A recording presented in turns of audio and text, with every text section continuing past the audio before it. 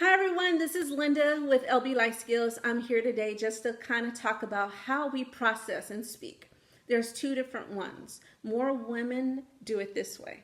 We talk, and as we're talking, we're thinking and figuring it out. That's why we love saying we need a sounding board, and we don't want people to solve our problems because we're trying to process and think it.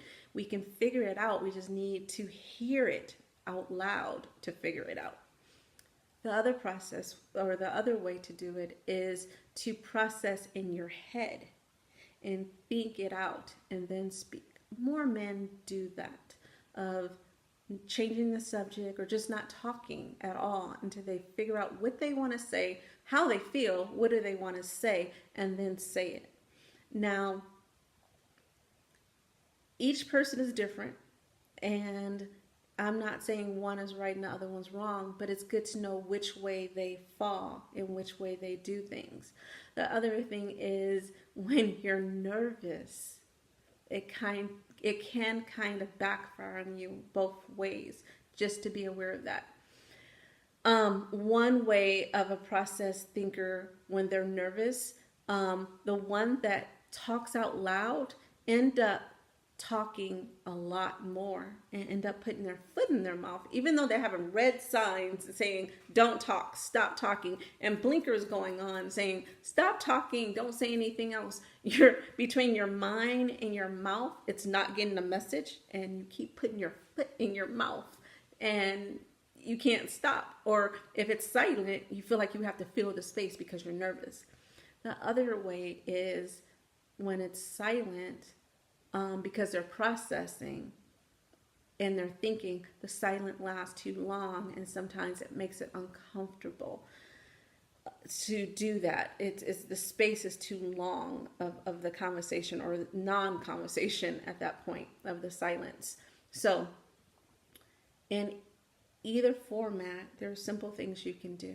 One is, if you're a process thinker, you just say, hey, I'm thinking, give me a second, let me figure this out.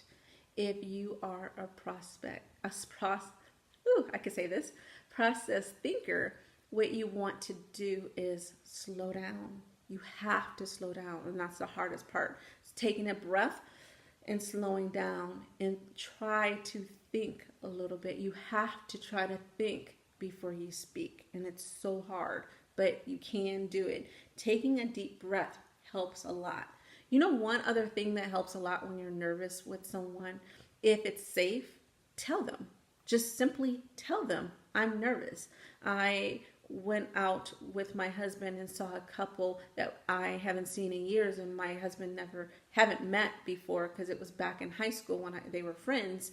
And I was nervous, and it would have been easier for me to say, hey, I haven't seen you guys for a long time. I would love to do some work with you guys, some retreats and different things. I think, we can work together. Let's try this out. But we need to know each other better and see how things function. It would have been easier to say that than keep talking and putting my foot in my mouth. Keep talking and putting my foot in my mouth, not taking in everything they're saying because of that nervousness. So breathe, slow down, and if it's safe, let the person know you're nervous. You never know. They might be just as nervous as you, and that might break the ice altogether. Thank you, and have a wonderful day.